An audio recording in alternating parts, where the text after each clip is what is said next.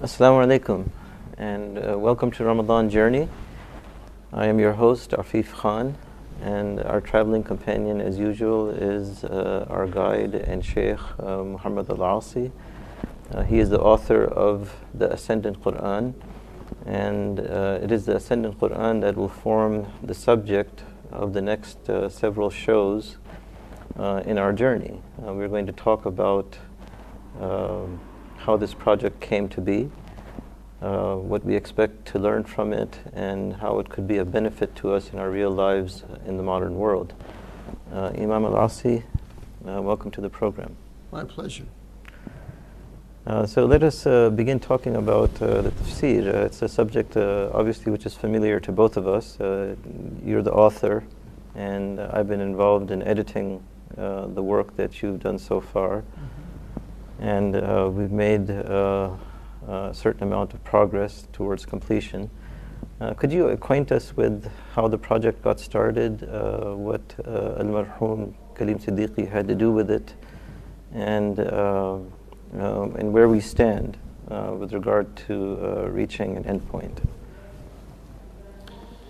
Bismillahir Rahmanir Rahim. Alhamdulillahi Rabbil Alameen. والصلاة والسلام على خاتم الأنبياء والمرسلين رحمة الله للعالمين سيدنا محمد وعلى آله وصحبه أجمعين. The story of the tafsir is one to be told.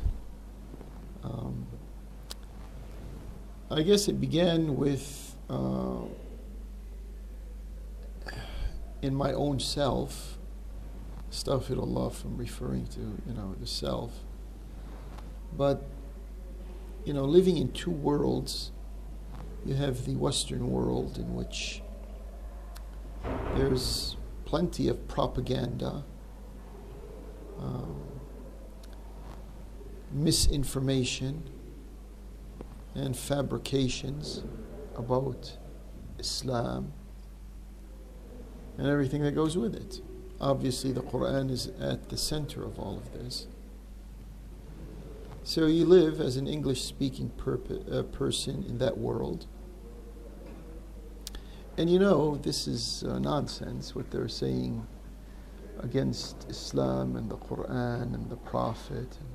It seems like they've written more against the Quran than they have for their own scripture.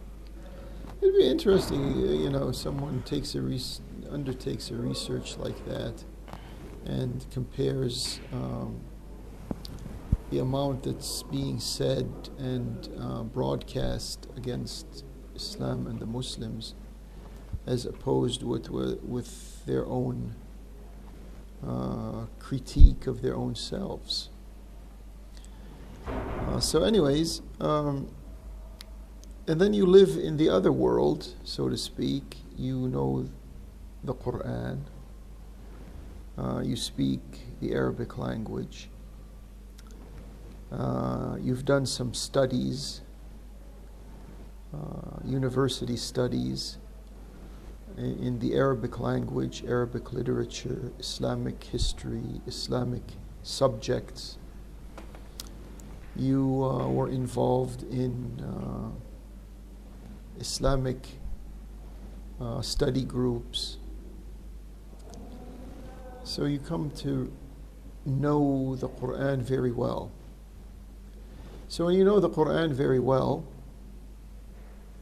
and you know that what the detractors of the Quran are saying are fabrications and out-and-out lies, you know that very well.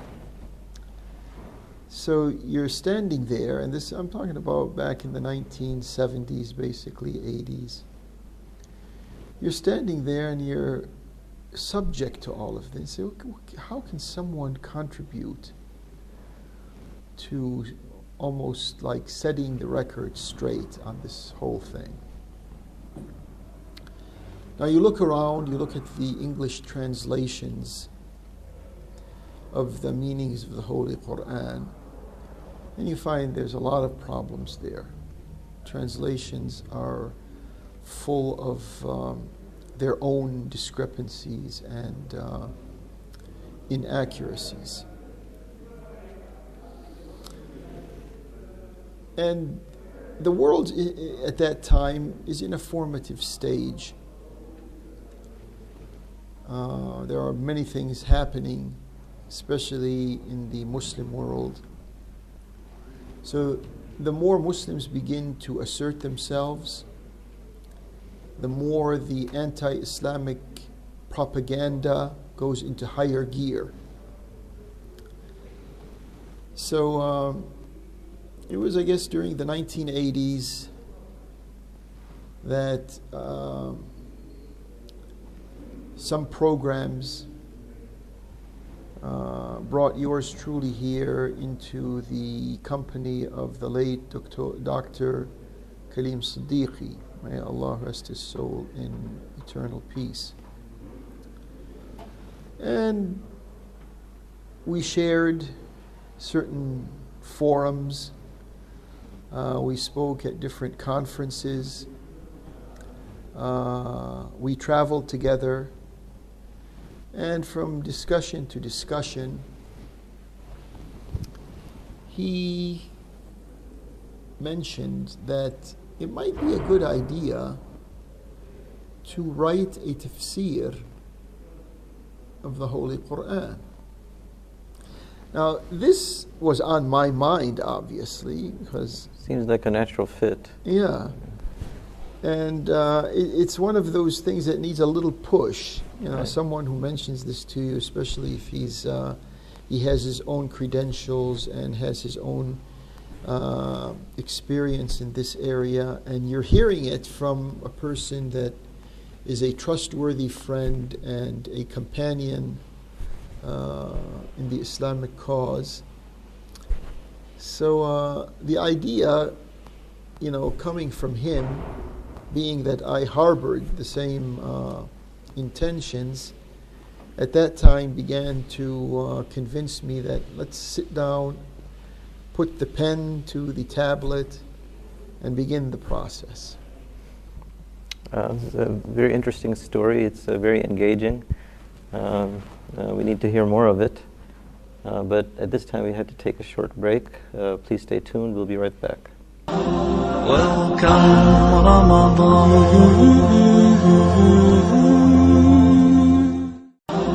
Welcome Ramadan. And welcome back. We're talking about the background of the Ascendant Quran with its author, Sheikh Muhammad Al-Asi. And I guess one of the questions I'd like to ask is, in the earlier segment, you mentioned about your knowledge of Arabic. There are a lot of people out there with letters on the ends of their names, BS, BA, PhD. Is that what it takes to be an Arabic scholar, to have gone through the university system and to understand the language from a grammatical point of view? Obviously, you're not a PhD in the Arabic language, and but your understanding of the language is better than most. And so, how did you come to acquire the depth of understanding of the language to engage the meanings of the Quran? When you take the academic world, and you obviously come across people in the social sciences who have their degrees, whether they are bachelors or masters or PhDs, and you find there's a range of quality of scholarship attainment in this area.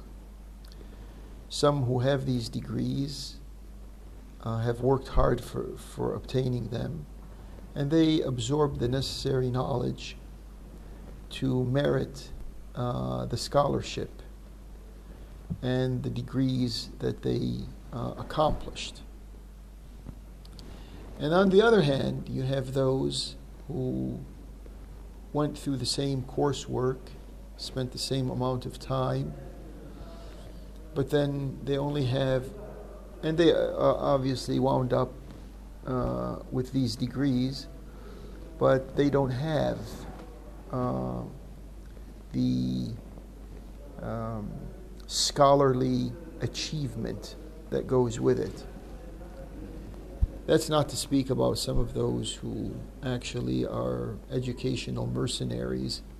They sign up in different universities and they have other people doing the coursework for them, and at the end of the 4 years or 6 years or 10, whatever, they get their degrees and they have them up on their walls somewhere in their offices. So that's it's a very mixed bag.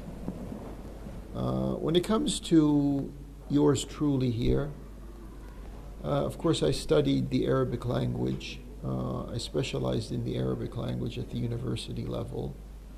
I also specialized in government and politics at the university level, and in educational disciplines at the university level. Bachelor's degree and master's coursework in these areas.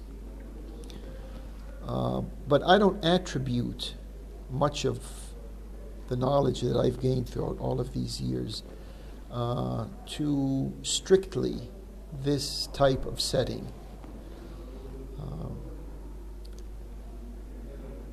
I attended different types of Islamic movement study circles, and much of the knowledge that was gained was from those study circles.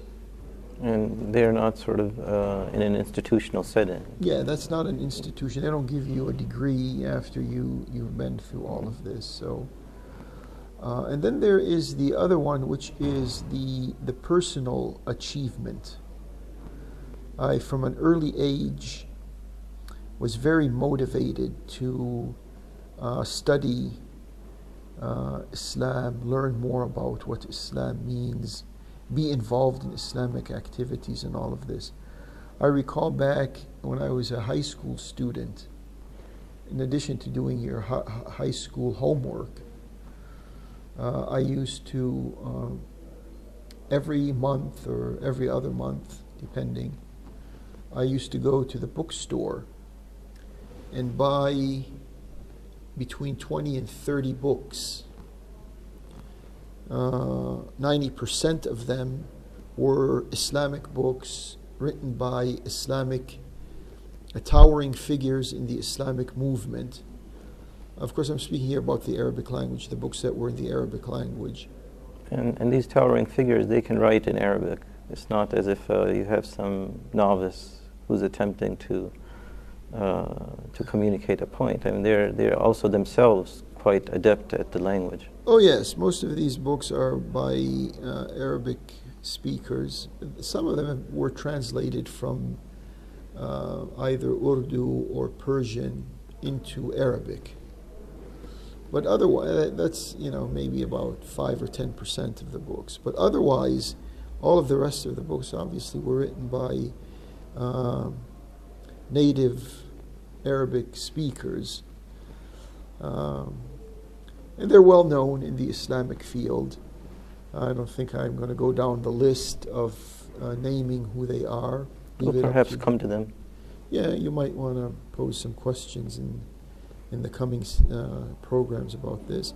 But anyways, I used to spend, on the average, 10 to 12 hours a day, whether those were weekends, whatever day off from school I had, reading these books, to such an extent there was an uproar in the family. My mother used to object, "What's wrong? Why are you just reading these books?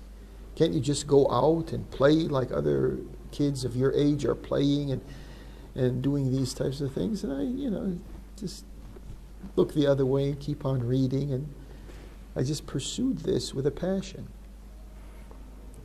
Again, it's all very interesting, and I hope that I wish that we had so much more time to listen to this in more depth, but unfortunately, again, we have to go to our sponsors, and so we're going to take a short break, and we'll be right back. Stay tuned. Welcome Ramadan.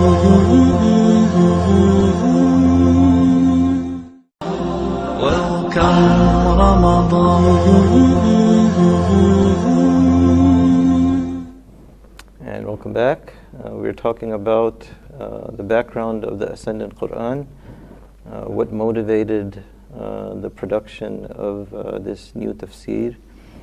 One of the questions that comes up in this regard is that there's scores of tafsirs that are already out there, and some of them have been translated into English. They're available in the public domain, even in electronic form, so people can read it on various digital devices like their cell phones, iPads, on their computers.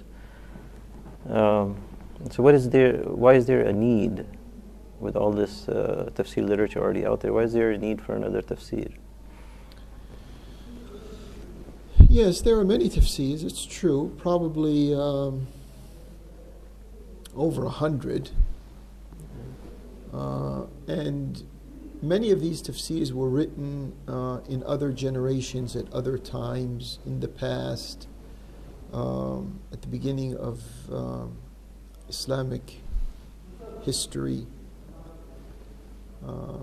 Were there more tafsirs written at that time than later on? I mean, as sort of era specific? When you look at it, it's sort of just equally spread out. distributed. Throughout all this time. You can't really come across a time period and say, wow, there's a lot of people writing tafsir in a particular time period.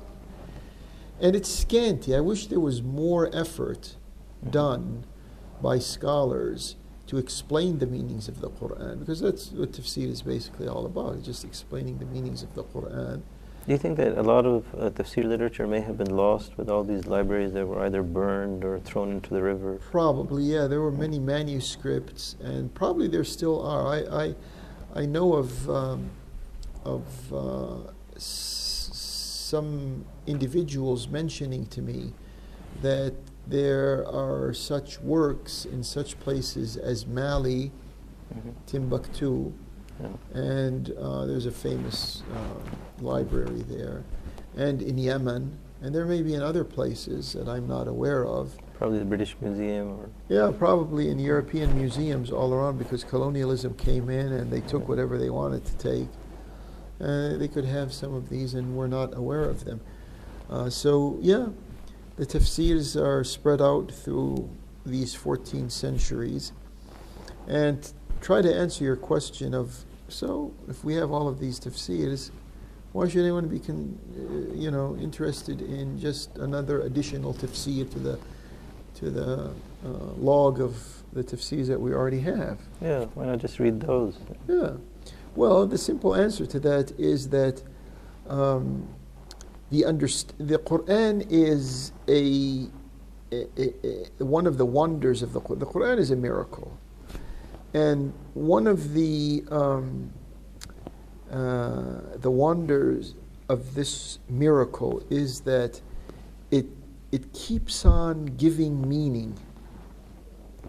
If a person understands, if there's a communicative person who understands the Arabic language and is reading this Quran, the Quran itself opens up according to the perception, the circumstances, the experience, the maturity, the knowledge of the person who's reading it, obviously.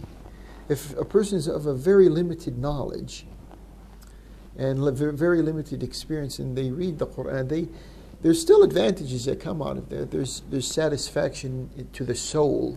That's the minimum you can get out of the Quran.